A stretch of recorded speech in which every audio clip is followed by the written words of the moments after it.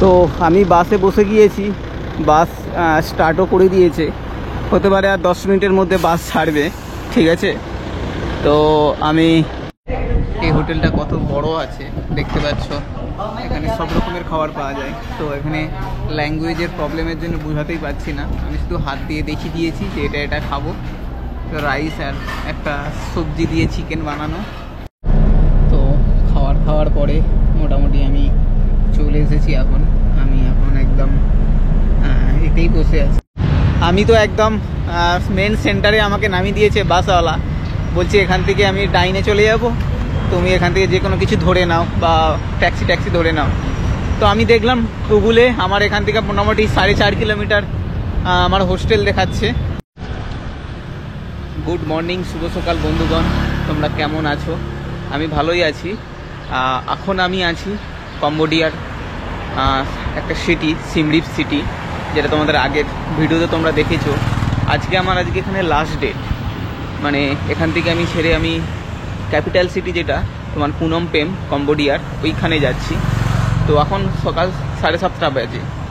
আমি আজকে ট্রাই করব হেচাইকিং, তারপর না যদি পাই তারপর আমি বাস ধরে বেরিয়ে যাব শহরের দিকে, ক্যাপিটাল সিটিতে। তো লাস্ট আমি 4-5 দিন ধরে এই হোস্টেলটাই ছিলাম। খুব সুন্দর একটা হোস্টেল, তোমাদেরকে আগের ভিডিওতে দেখিয়েছি। ফুললি অ্যাকোমোডেশন, এখানে সমস্ত কিছু বাইক ভাড়াই পাওয়া যায়, তোমার হচ্ছে স্কুটি ভাড়াই পাওয়া যায়, তোমার সাইকেল ভাড়াই পাওয়া যায়। আর এখানে সবসময় এরকম টুকটুক এই অ্যাভেলেবেল থাকে যে কোনো শর্ট জায়গায় যাওয়ার জন্যে, ঠিক আছে। তো চলো আজকে আমি বেরিয়ে যাই, বাস স্ট্যান্ডের দিকে যাই, দেখি কি অবস্থা এখন, তারপর সব কিছু তোমাদের সাথে আজকে শেয়ার করব। আজকে যা হবে সঙ্গে থাকো, ভালো লাগবে এই ভিডিওটা। ওকে চলো। তো আমি এখন বাস স্ট্যান্ডে যাচ্ছি। এখানে বাস সার্ভিস যেগুলো কোম্পানি ছিল, ও একটা তো খুব ভিআইপি বাস, যেটা হচ্ছে বিক্রম বলকে। তো ওই বাসের প্রায় দাম আছে $16.5, $16.5। তো আরেকটা কোম্পানি, নর্মাল কোম্পানি যেটা দেখলাম, সেটা হচ্ছে $12.5। তো আমি অনলাইনে দেখেছিলাম মোটামুটি $9 থেকে $10 পাওয়া যায়। তো সামনে বাস স্টেশন আছে, তো আমি আগে বাস স্ট্যান্ডে যাই। তো বাস স্ট্যান্ডে গিয়ে আমি সেখানে খোঁজ করি। আই থিঙ্ক এখানে আরও অনেক ধরনের কোম্পানি থাকবে বা হচ্ছে নর্মাল বাসও থাকবে। তো সেইখানে যাওয়া বেটার আমি মনে করছি। তো যাই দেখি কি বলে, ঠিক আছে। তো এটা ছিল তোমার সিম রিপ সিটি খুব ভালো, ঠিক আছে। এখনও পর্যন্ত আমার অভিজ্ঞতা খুবই ভালো। বাট সমস্যা এই দেশের একটা, এখানে পাবলিক ট্রান্সপোর্ট ব্যবস্থা একদম ভালো নেই, কোনো নেই বলতে গেলে, কিচ্ছু নাই। শুধুমাত্র ওই টুকটুক ছাড়া আর কিচ্ছু নাই। আর লং ডিস্ট্যান্সে শুধু বাস যায়, এছাড়া যে সিটি সার্ভিস যে বাস থাকবে এক জায়গা থেকে অন্য জায়গায়, এরকম কিচ্ছু নাই। সব মোটামুটি সব পার্সোনাল কার, নাইলে তো তোমার কি বলবো, ওই লং ডিস্ট্যান্সের বাস পাবে। আর সমস্ত ম্যাক্সিমাম এখানে চলে বাইক, সব পার্সোনাল বাইক আছে এখানে। মোটামুটি লাস্ট সাউথ ইস্ট এশিয়াতে মধ্যে তোমাদের যেরকম সবচেয়ে বেশি ছিল তোমার হচ্ছে ইন্দোনেশিয়াতে, তারপর মালয়েশিয়া, থাইল্যান্ডেও প্রচুর পরিমাণে বাইকের রেওয়াজ। সেম নাও এখন এটা কম্বোডিয়া, এখানেও তোমার প্রচুর পরিমাণে বাইক চলে। মানে সমস্যাটা এটাই, পাবলিক ট্রান্সপোর্ট না থাকলে যেটা হয়, যেটা গভর্নমেন্ট থেকেও কোনো পাবলিক ট্রান্সপোর্টের ব্যবস্থা নেই, গভর্নমেন্টের কোনো বাসই নেই, সব প্রাইভেট কোম্পানি দ্বারা চলছে। বাট এখানে লোক সংখ্যা যে কম তা না, লোক সংখ্যা ভালোই আছে, কিন্তু কেউ চালাবে না। অন্তত সরকার থেকে তো সিটিতে 2-4টে বাস চালাতে পারে এই প্রান্ত থেকে এই প্রান্ত, তাও নেই এইখানে।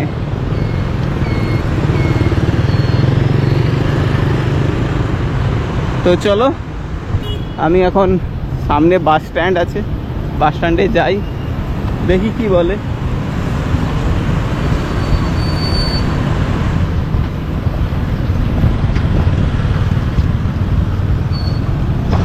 তো বন্ধুগণ, আমি লাস্টে আর বাস স্টেশনে গেলাম না।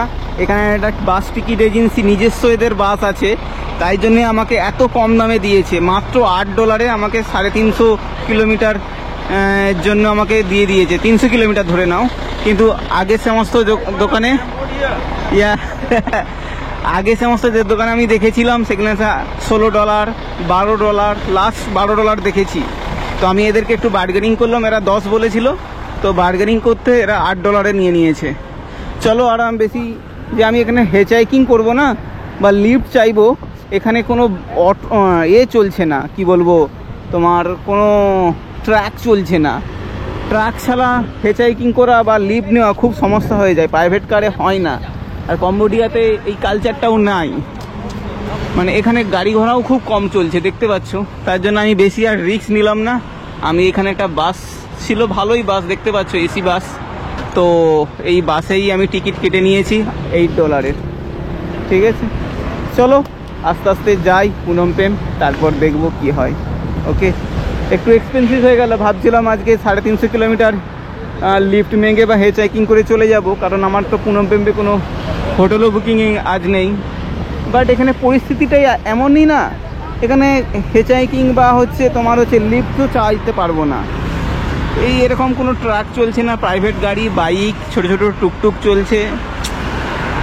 মানে কান্ট্রিতে এমনই প্রবলেম, শুধু ট্রান্সপোর্ট ব্যবস্থাও ভালো নেই, শুধু 2-1টা বাস ছাড়া আর কিচ্ছু বাস চলে না এখানে। ঠিক আছে, চলো, এখানে কিছুই নেই। আর পুনেমপে যাবো, ওখানে 2-1 দিন থাকবো, তারপরে ভিয়েতনামে বেরিয়ে যাব। আমি ওই ভিসা করতে দিয়েছি, বাট ভিসা এখনো পর্যন্ত আসছে না। ঠিক আছে, চলো, বাসে উঠেছি, বাসে দেখাই তোমাদেরকে। চলো, বাস তো খুবই ভালো, ফুল এসি হবে। চলো, মিডিলের দিকেই বসা যাক একটা। বাসে পুরো খালি, যদিও 4-5 জন প্যাসেঞ্জার এসেছে।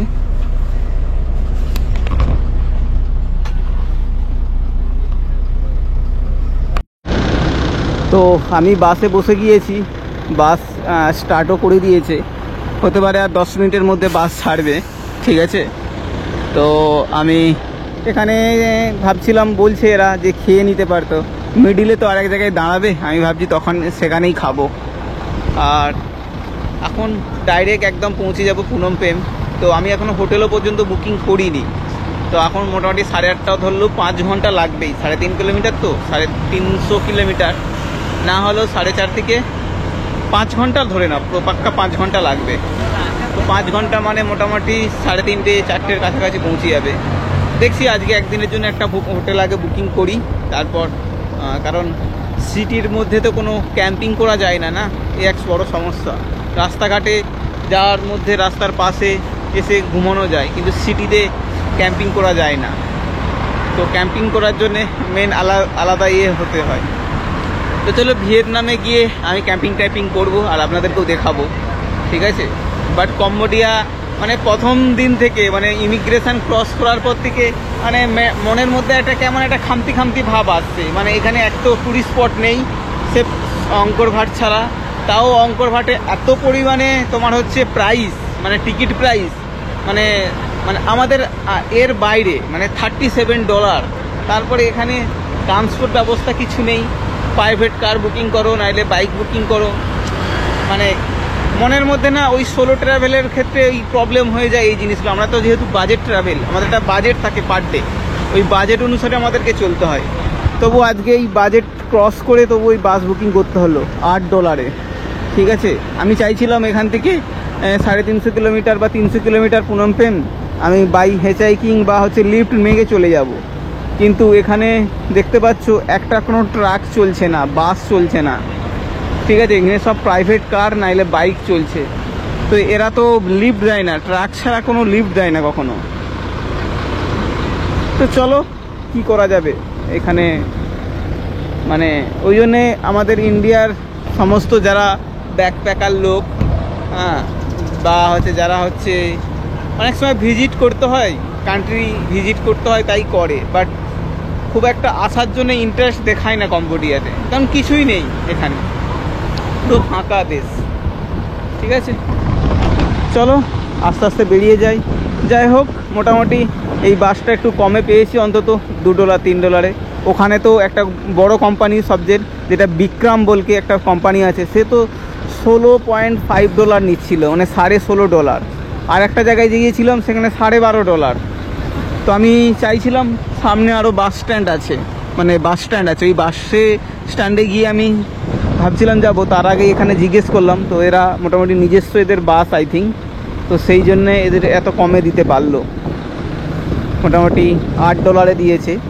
$8 মানে মিনিমাম ধরে নাও 864, মোটামুটি 650-700 টাকা তোমার পড়ে গিয়েছে, 650-700 টাকা। ঠিক আছে, চলো আগে কি হয় দেখছি। বাস পুরো এসি, ঠিক আছে, সিটগুলো একটু শুধু শক্ত, বাদ বাকি সব ঠিক আছে। প্রাইস অনুসারে তো ঠিকই আছে, কিন্তু 350 কিলোমিটারের জন্য এসি বাস, যদিও এটা ঠিক আছে, এটা ওই প্রাইসের মধ্যে পেয়ে গেলাম, অসুবিধা নেই। $8 মানে আমি যখন বর্ডার থেকে এসেছিলাম তখন আমি $7 এসেছিলাম। তোমাদের যখন আগে যদি ভিডিও দেখো কম্বোডিয়া বর্ডার ক্রসিংয়ের পরে, আমি $7 এসেছিলাম রাত্রিতে, নাইট সার্ভিসে। 8:30 7:30টায় বাস ছিল, প্রায় 11টায় নামিয়েছিল আমাকে এখানে। তো $7 তখন ওটার ডিস্টেন্স ছিল 150 কিলোমিটার, এটা ডবল, এটা 300 কিলোমিটার, পাক্কা 300 কিলোমিটার আমি দেখেছি। তো সেখানে দেখো $8 পেয়ে গেছি। মানে তাহলে এখানে মানুষদেরকে কতটা এরা মানে মানে গালাগালি দিলে বোঝা যায় এ করে। ফরেনারদের তো বলতে নাই, ওরা একজন $20, $20, $22, মানে ওরা ক্যাম্পিং যে ভ্যান হয় ওই ভ্যান টাইপের একদম লাক্সারি। তো ওদের টাইপ আলাদা, ওরা বেরিয়ে যায় মোটামুটি $14, $15 দিয়ে বেরিয়ে যায়।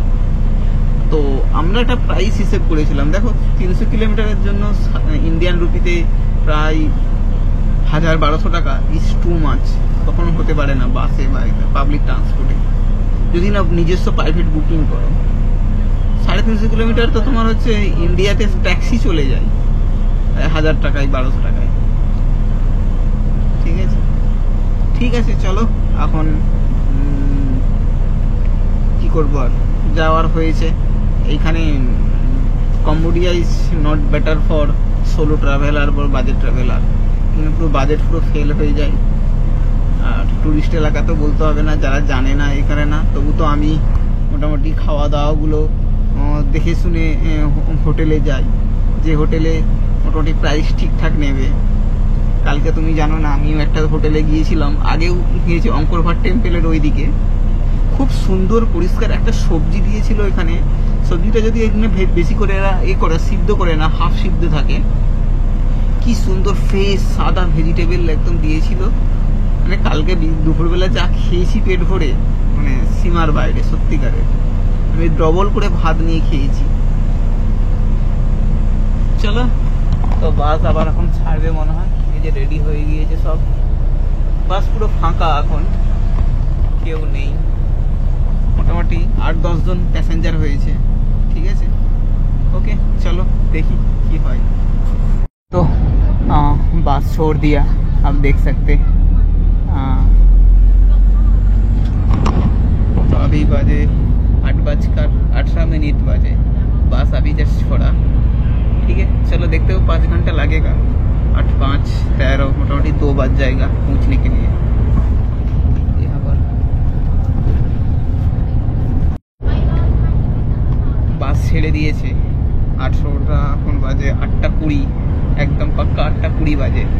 তো মোটামুটি 5 ঘন্টা টাইম লাগবে, 5 ঘন্টা মোটামুটি ধরে নাও 2 বাজবে পৌঁছাতে পুনম পেম। এই দেখো বাস, এই বাস ছাড়লো, এটা এখনো পর্যন্ত আমরা আছি সিমডিপ সিটিতে।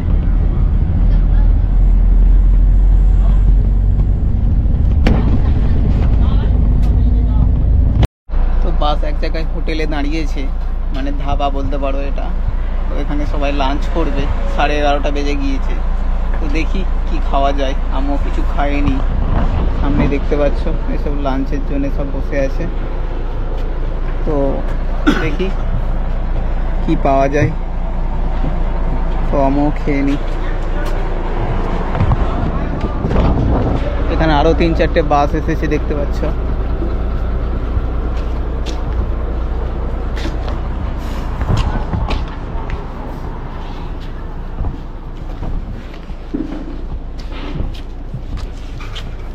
সবজি টবজি আছে অ্যাভেলেবেল।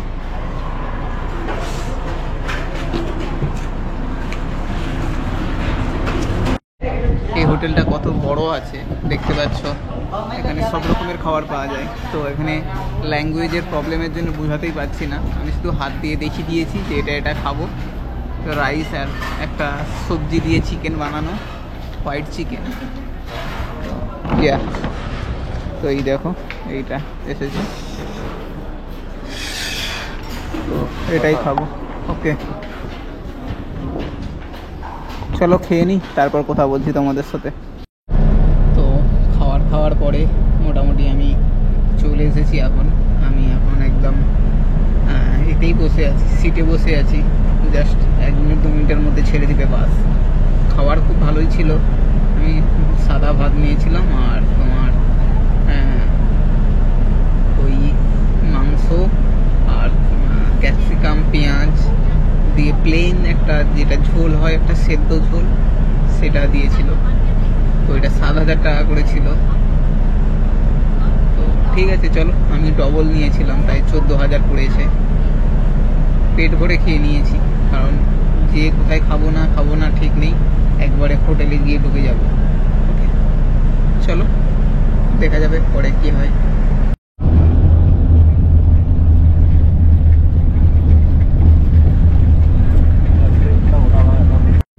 তো আমি এখন ফুনম পেম, কাম্বোডিয়া का जो ক্যাপিটাল সিটির মধ্যে আমি চলে এসেছি। আর জানি না কত দূরে স্টপ দিবে, আমি যেখানে হোটেল বুকিং করেছি তার থেকে মোটামুটি ধরে নাও 2-3 কিলোমিটারও বেশি হতে পারে। এই বাস ঢুকবে, তারপর আগে যাবে না। ঠিক আছে চলো আগে দেখি কত দূর নিয়ে যাই। আর আমি জাস্ট মানে এই সিটি শুরুয়াত এরকম দিয়ে শুরু হয়েছে, চারিধারে শুধু কারখানা, দোকান আর ছোটোখাটো বিল্ডিং এখানে। তো ম্যাক্সিমাম এখানে সমস্ত বিজনেস পারপাসে সব ইউজ হচ্ছে এগুলো। তো চলো আগে দেখি সিটি কেমন লাগে, অবশ্যই তোমাদের সাথে শেয়ার করব। ঠিক আছে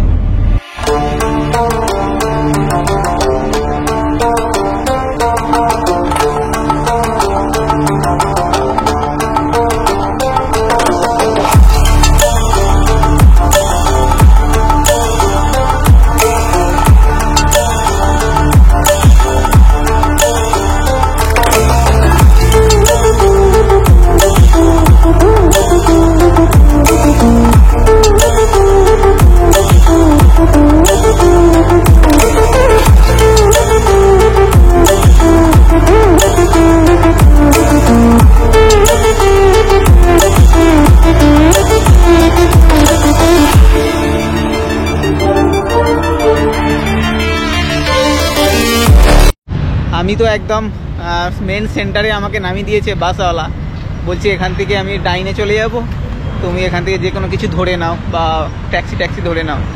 তো আমি দেখলাম গুগলে আমার এখান থেকে মোটামুটি 4.5 কিলোমিটার আমার হোস্টেল দেখাচ্ছে।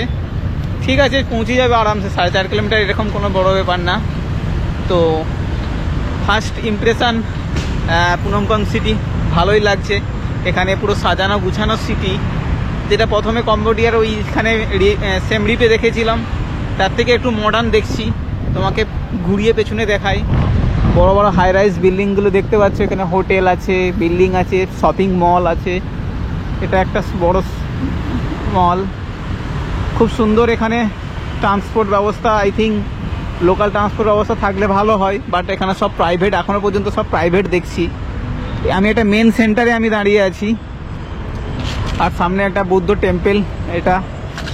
ঠিক আছে তো চলো, আমি এখন 4 কিলোমিটার আমাকে সোজা হাঁটতে হবে, হেঁটে তারপর পৌঁছে যাই। তারপর একটু রেস্ট করার পরে দেখবো সামনে কিছু দেখার থাকলে বা সিটি এক্সপ্লোর যদি করার থাকলে অবশ্যই আজকে বেরোবো সন্ধ্যার সময়। ওকে চলো এখন রাখছি। তো এটা দেখে মনে হচ্ছে যেন কলকাতার চাঁদনি চক বা আমাদের বড় বাজারের অলিগলি বা আপনাদের ধর্মতলাতে যে ম্যাক্সিমাম চাঁদনি চকের মানে রাস্তাটাই মনে পড়ছে এইটা দেখে। কারণ এখানে যে সমস্ত জিনিস বিক্রি হচ্ছে এই সমস্ত কমন আমাদের চাঁদনি চক বা হচ্ছে নিউ মার্কেট বা হচ্ছে বলতে পারো আমাদের পার্ক সার্কাসের যে রাস্তাগুলোতে বাইক সারায় না, সেগুলো দেখতে পাবে তুমি। সেম নাও এক এখানে মানে লাইটিং কলকাতার ধরনের যেরকম লাইটিং হয় বিক্রি হয় সেরকম সেম নাও। সামনে খ্রিস্টমাস আসছে, সেই জন্য খ্রিস্টমাসের ট্রি বিক্রি হচ্ছে এখানে। বাদ বাকি সব সেম ডিজাইন।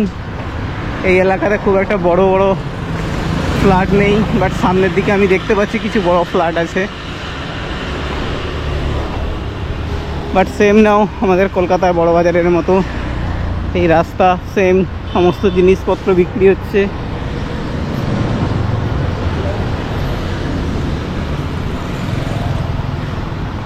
তবে এখানকার বিল্ডিংগুলো নতুন বিল্ডিং, মানে বেশি পুরানো নয়। যেমন কলকাতা শহরে এক একটা বিল্ডিং 100 বছরের পুরানো, বাট এখানকার বিল্ডিং অতটা পুরানো নয়, সব নতুন দেখা যাচ্ছে। এখানে কনস্ট্রাকশনের কাজ চলছে।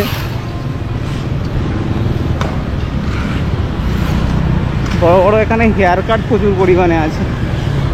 এই দেখো, এটা তোমার হচ্ছে খ্রিস্টমাস আসছে, তার জন্যে তোমার দোকানে প্রচুর পরিমাণে ক্রিসমাস ট্রি বিক্রি হচ্ছে।